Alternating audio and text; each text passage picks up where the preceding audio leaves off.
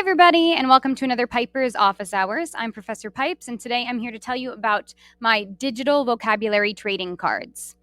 So a while back, I made a video about my paint chip vocabulary, which is generally a big hit with my kids.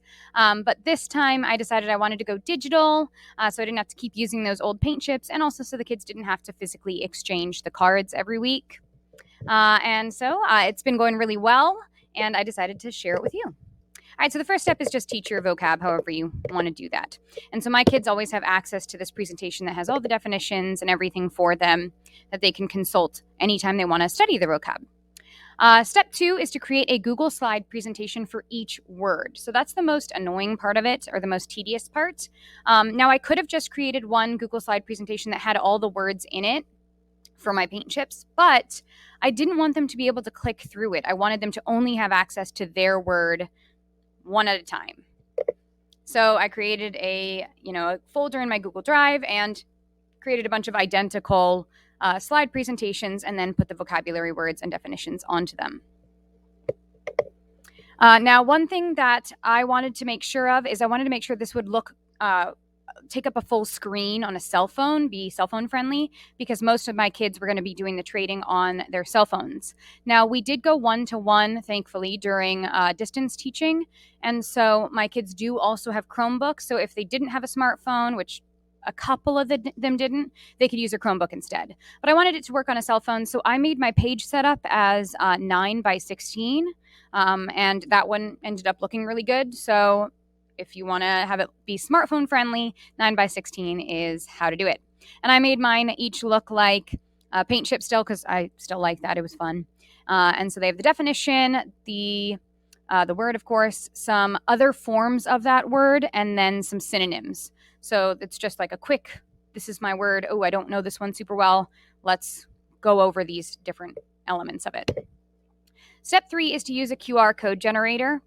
And so I ended up getting this Chrome extension QR code generator.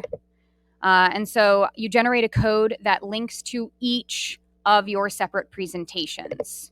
And so you have to go into the presentation mode itself and then right click, and then you can create a QR code for this page. And I discovered afterwards that I already had it built in, but I had already done the Chrome extension too. So either one will work. It just makes a quick QR code that goes to this page, to the open presentation, not to like the editing mode. All right. And then I had a separate presentation that also gave the definitions again, but it had the QR codes on them. So I assigned each kid a random number, and then they came up and did two things. They had to open up the link that their QR code gave them. So that would be their vocabulary word for this week. Then the second thing that they had to do was take a picture of the QR code. They needed to take a picture of it because that's how they're going to exchange every week. So every week they will exchange the vocabulary card because they have their QR code still saved on their phone. So someone else can come up and scan that rather than me having to open this presentation every single week. So once they did that, once they got their QR code scanned in and opened up their new word, they would screenshot their word, and then they would have the saved QR code from their original word, which brought us to step 4, which is the competition, and this is the part that they love. So I do house points for each of my classes, and they're competing against each other, and the class that uses the most vocabulary at the end gets a prize, but the real prize is that they all know their vocabulary. Yay.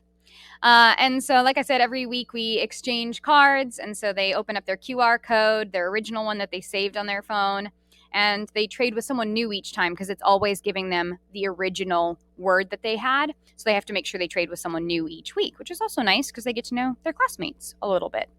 So they come up, they scan their classmates' QR code, and they screenshot their new word.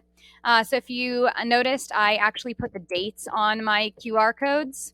And I change them every week so I know that they've gotten their new word, although it might be a little fussy. I don't think I'm going to do that next time, but it's up to you. All right. So my kids have been really enjoying this competition and fighting for the lead. So I hope this goes well for you. Bye.